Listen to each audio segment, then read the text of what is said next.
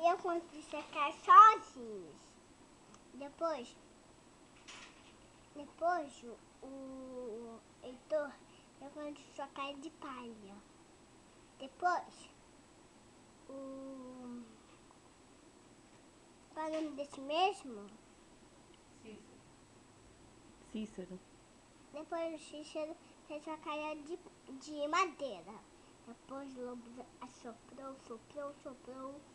Mas depois o prático pintou a sua cara e o lobo não conseguiu soprar. Mas depois ele caiu no caldeirão.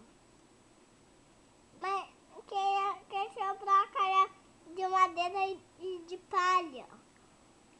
E a casa de tijolo caiu? Não. Não?